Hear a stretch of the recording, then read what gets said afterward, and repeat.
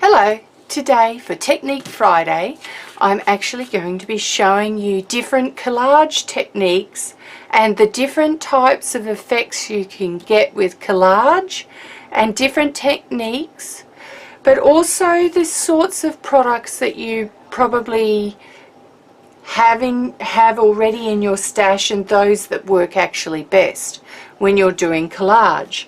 So just let me pull a few of these things out of my stash.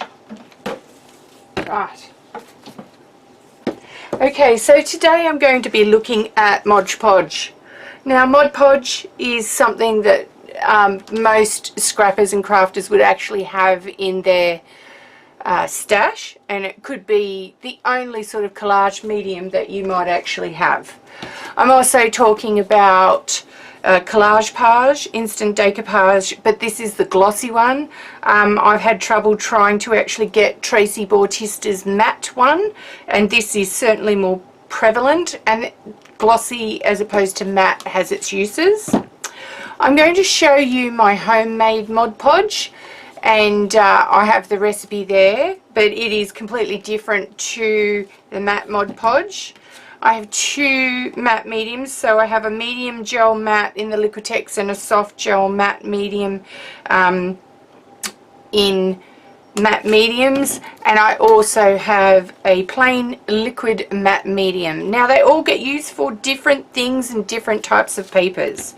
So let me just start. I'm using a scratch paper page where all I've done is clean off credit cards or whatever, and I've got a whole bunch of cool bits and pieces, right? Now some are thick card, some are plain cards, so they're quite thick, tags, a little bit of ephemera, some really cool papers that Claudia Rossi sent me recently as part of my Christmas present. That looks like a handbag. How awesome is that? So I've got some of these awesome papers going in, and I absolutely love them. You can see sort of how glittery they are. I also have a little stamped bit that I found while I was cleaning out my desk the other day, a little bit more ephemera, and it's quite glossy. And just lastly, I have some paper that I absolutely love, and I want to you know, it looks like hand-drawn scallops, and I want to use some of that on here as well. So the first thing that I'm going to do is explain a little bit about why you would use each product. So I'm just going to lay some of this down. So I've got some of this, and I really like these pineapple kind of parts to it.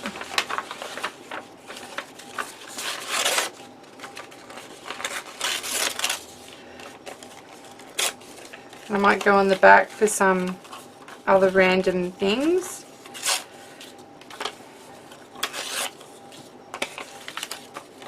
I really like that pineapple, so I'm going to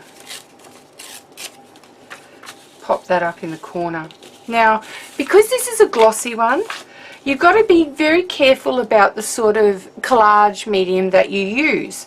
Now, I'm actually going to use a thicker medium this time. Now the reason I'm going to use the Mod Podge, now to be honest with you, these days I do not use Mod Podge very much because I find the matte mediums much better to use on my homemade Mod Podge. But for this sort of thing, my homemade Mod Podge is a little bit thin and will bead on top of the glossy surface. So you want something that will stick to the glossy surface a little bit more than what you'd be used to normally. And I always clean off my brush before I start using any sort of medium. You do not want water added into them more than is necessary. So the first thing I do is either go over the back of the item,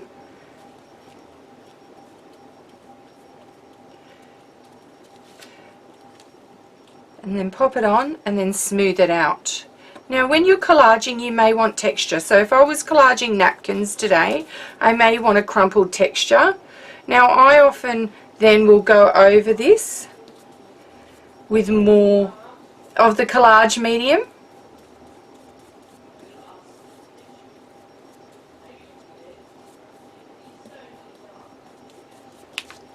And there is number 1, and that's using a Mod Podge. And I'll just pop a few more of these on, and you can see that it's actually sticking very well to that glossy surface, and I can tell you now that others don't. And you can move it around and it keeps it. It does stick down pretty quickly though, but I tend to move it with the brush because I hate getting my fingers dirty unless I'm actually painting. Okay, and I'm just going to pop one last bit down, and this time I'm just going to apply it to the base, because when you're doing a lot of this, you just want to sometimes be able to stick it down.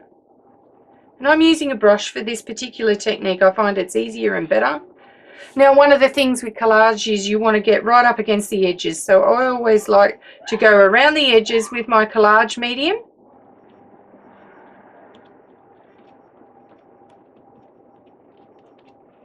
To make sure that none of those edges curl up or peel, right? Okay, so we'll go to collage medium number 2. So my homemade is simply 2/3 Elmer's white glue to 1/3 water. Sometimes I make it thicker than that. Sometimes I go 3/4 white glue, 1/4 water. And you'll use it exactly the same as Mod Podge, but it's absolutely a fraction of the price. And this time around, I'm actually going to use some of these gorgeous papers because they go in with some of the, and they're very fibrous. Okay, so being a very fibrous paper, it absorbs quite quickly. Now this is a perfect medium. I use it an awful lot for things that aren't glossy, and it is, when it dries very, very matte, and you can paint over the surface. And I make sure that it's completely coated. Oh, these papers are just absolutely divine.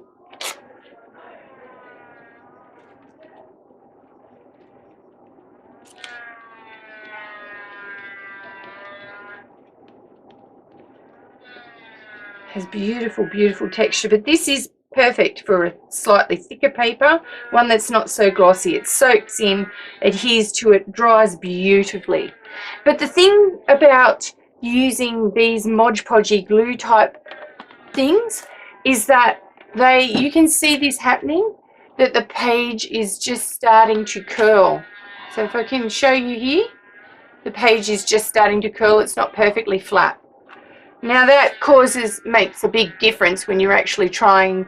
You might not want your papers to curl. This is a thicker kind of a paper, but if I had a thinner paper, it would bubble even.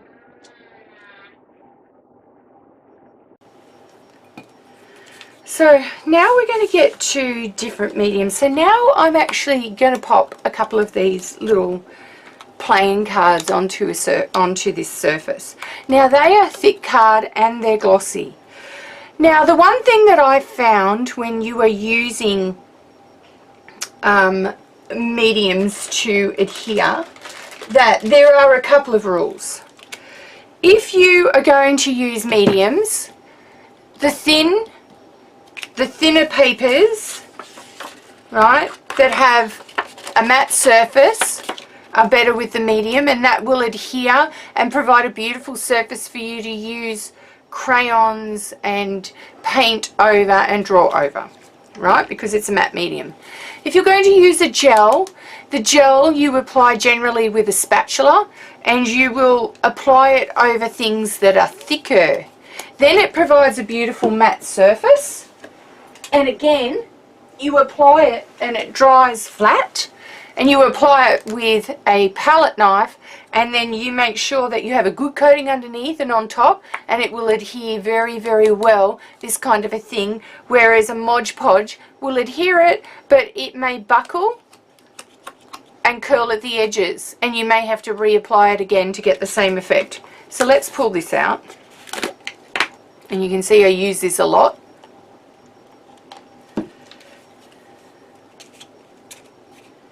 So I'm just going to pop it in there, and then pop this on top, and then go over. And what I make sure whenever I'm collaging is that I go right up to the edge, so that as it dries you can spread it out further, particularly if you're going to do more. So I might pop one over here, press it in well, and then go around the edges with the palette knife, smooth it all out, and then extend it out.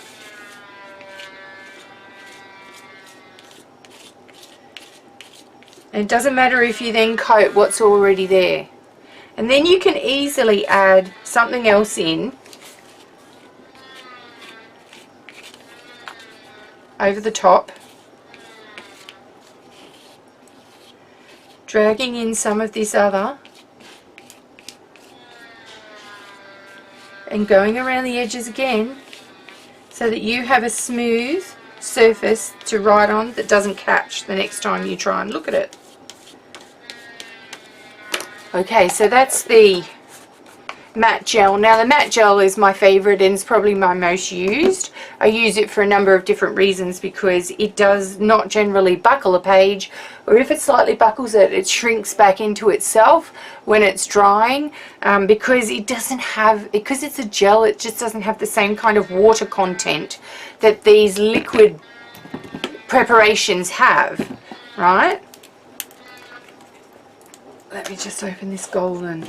Now I really love this little angel, and it's not quite in the same keeping as the others, like is in the same style. I'm going really eclectic here. But I'm going to pop her in, and this gel is probably just, it's a little bit runnier than the other matte gel that I was using.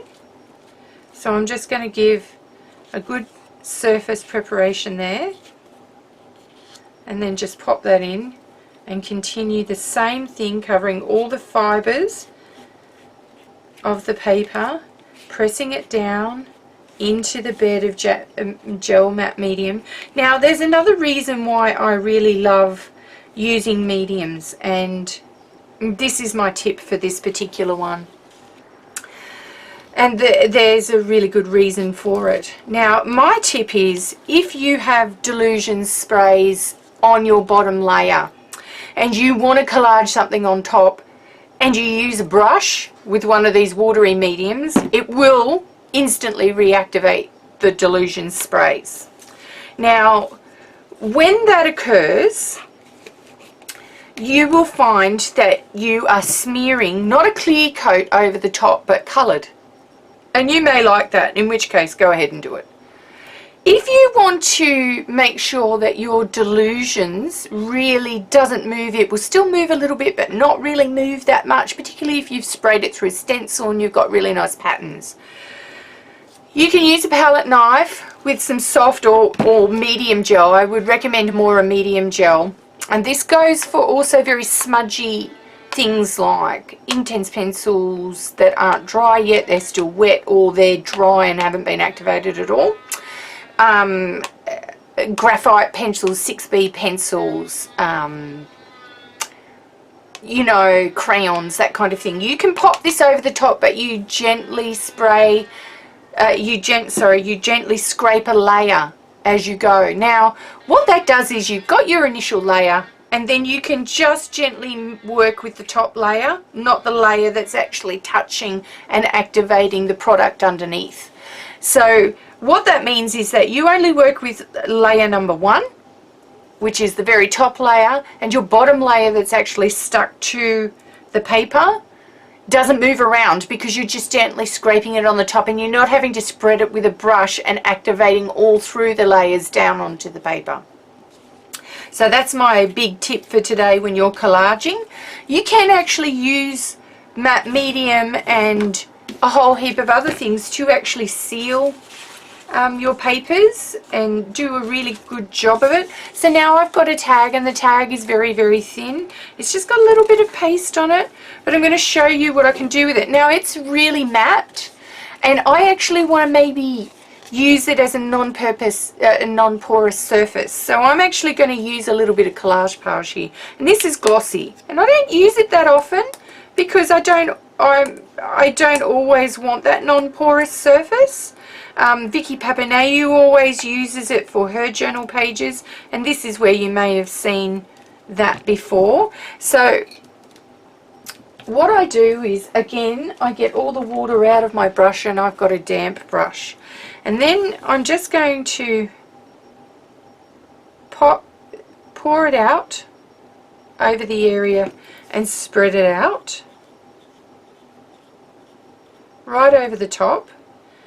Lay it down, then pop this in there, and again I'm going to go right round, and I'm going to seal that whole thing,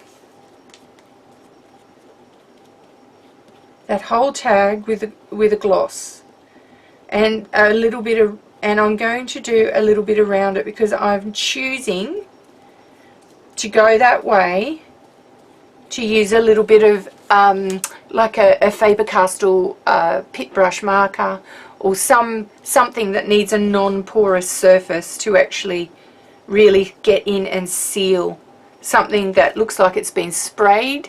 I don't think it's been sprayed with Delusions because that didn't reactivate when I used a brush. This was gifted to me in Happy Mail, so I'm not quite sure exactly what it was sprayed with. But I do know there's a little bit of texture paste there and a little bit of acrylic paint underneath. But nothing moved when I put that on, so it was a good indication that it was doing really well.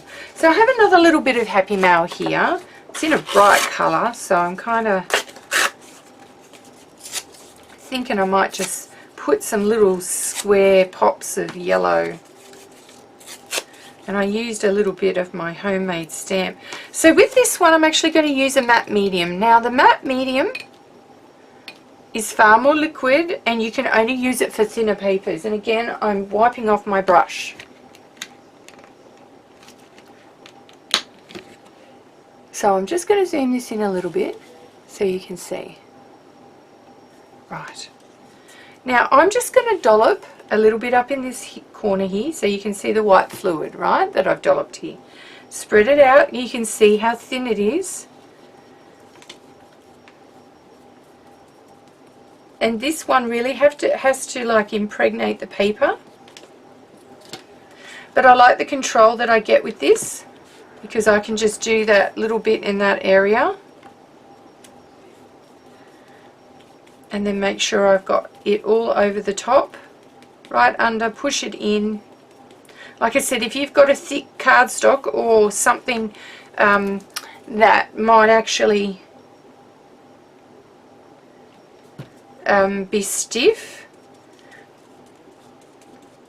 and almost impervious, like the playing cards for example, you couldn't use this matte medium for it at all. So I'm just wanting pops of colour to go in now. And I will use this as the background for some kind of journal page in the future coming up on my channel. And whenever I'm using this, I'm just aware that corners may lift up, so I go back and I have a look.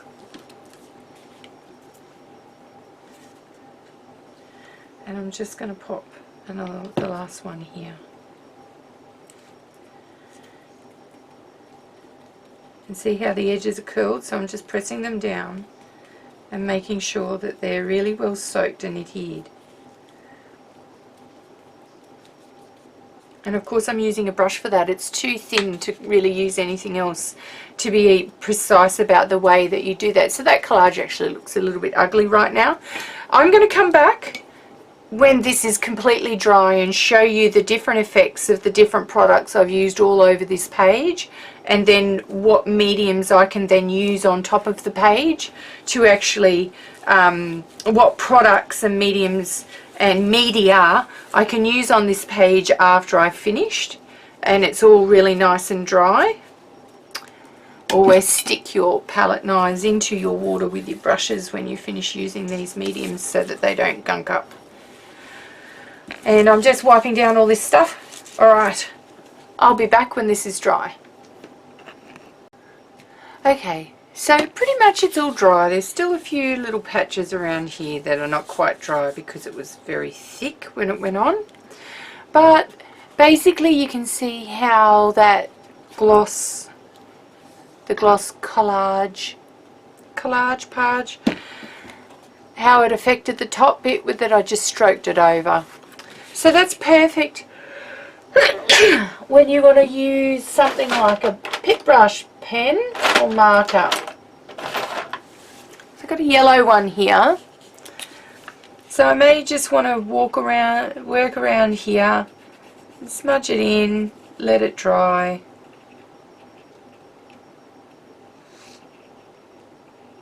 Do the same thing again, smudge it in, let it dry. And then it's perfect for that kind of non-porous shading and that kind of thing. Now, what happens below is that when you have a matte surface, so we'll do that here, that works. And it works similarly, but you can see that it rubs off. It just rubs off a bit. So let me just bring it right in. So whereas you've got this surface here that I can literally just keep going over like this. I can even go over here and change the colour of the dots and then just rub it out and work that surface really well and smudge it. When you apply marker down here onto the mat, it starts to rub it off because it's not such a glossy surface. And the part where it's darker here, that's where some of that matte gel has rubbed off the paper, and that's partially the paper's fault. But if I then try to do the same thing on the edge of this bird, and I pop that in and rub it in, it rubs, but not nearly as easily on the gloss. But it is still a non-porous surface. So that's something interesting to bear in mind. Now, if you want to, say, use crayon, and say I want to put crayon down here, and I just want to bring some patterns in.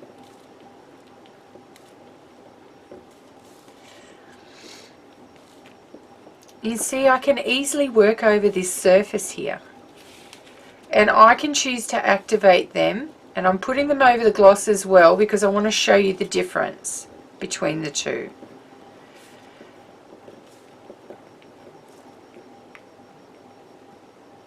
See, I said that area wasn't quite dry yet, but for the purposes of this video,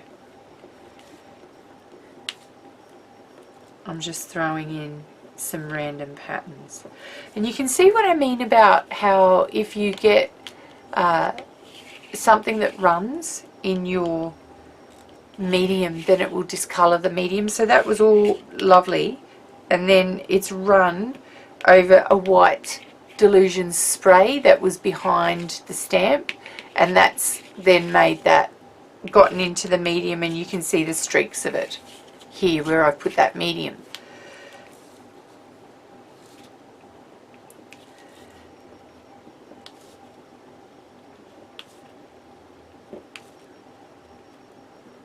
Right, so what I'm going to do now is just bring that out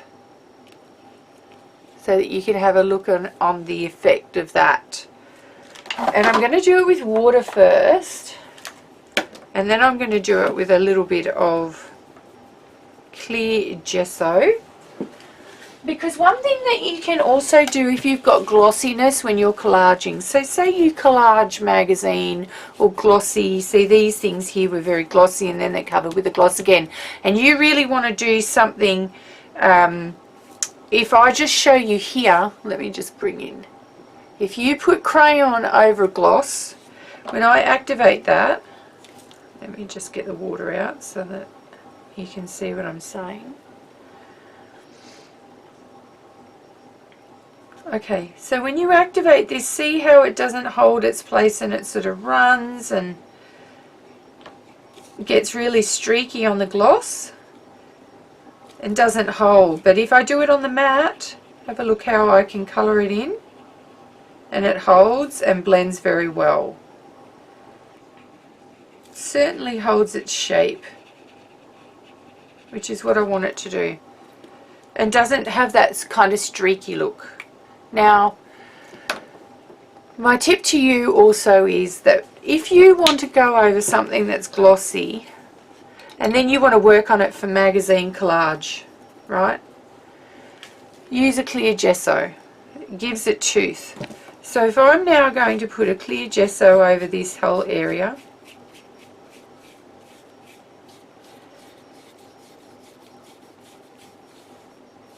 and let that dry,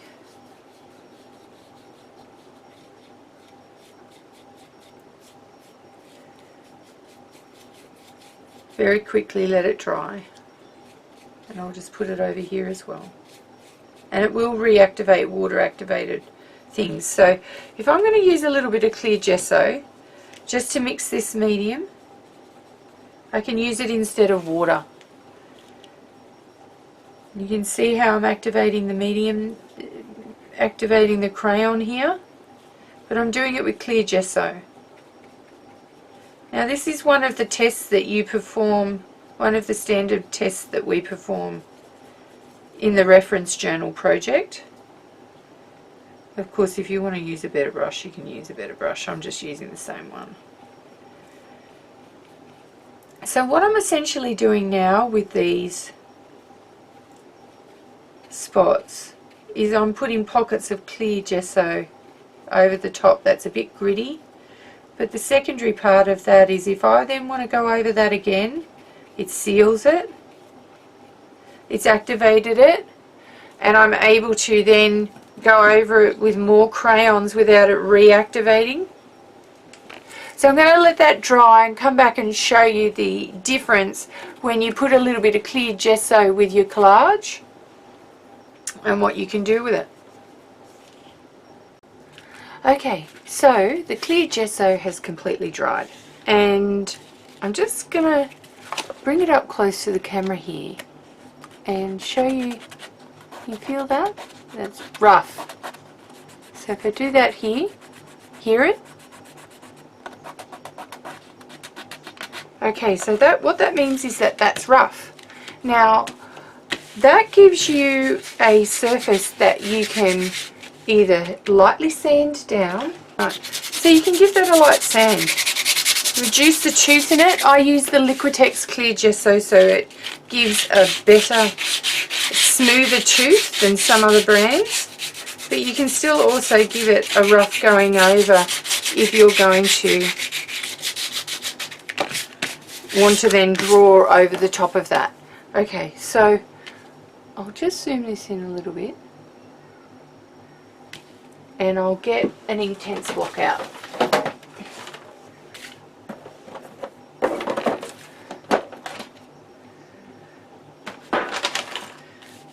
And I've already started with purple, so I'm going to continue with purples. I'm just going to pull it out and draw with it. And I'm just going to put some shadows in here. And it's taking up really well, but the proof will be more in what it's like when it's activated.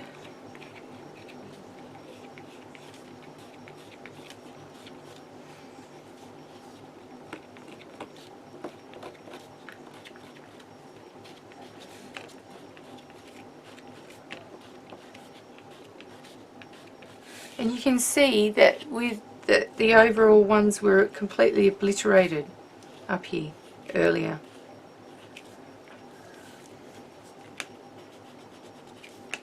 So let's just fill them in and see how they go. I'm just going to pop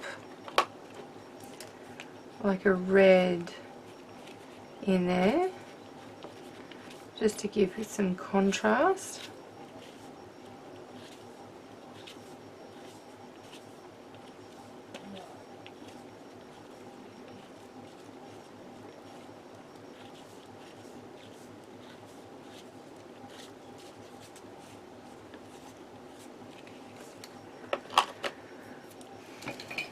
And let's get in and activate these with a bit of water. I'll use a water aqua marker because the water is always cleaner. And can you see how that's now not going streaky? I can move it around and blend it, and it's got great tooth and it's not streaky.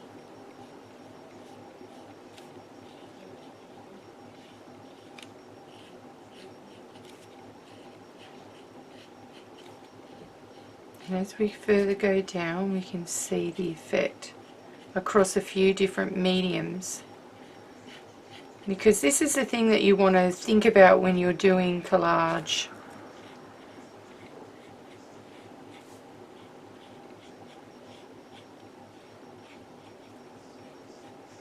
Is that how will that show up? And this one here does not have clear gesso on it. And so it starts to look just that little bit streaky, and the edge is not defined as much. And with the clear gesso you have tooth.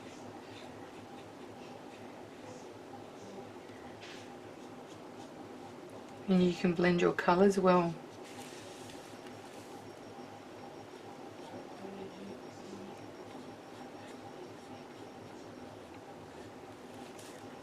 Okay, so let's just have a quick look at how this one turned out. So if you have a look, some of these on the edge that didn't have as much clear gesso or no clear gesso in them, some of them came out quite blurry, but you've got, and these disappeared completely the last time I used something that was water activated on them. So the moment you then reactivated it, you know, they haven't disappeared, they're staying there and they're looking quite strong. That pattern is looking quite strong through that page now.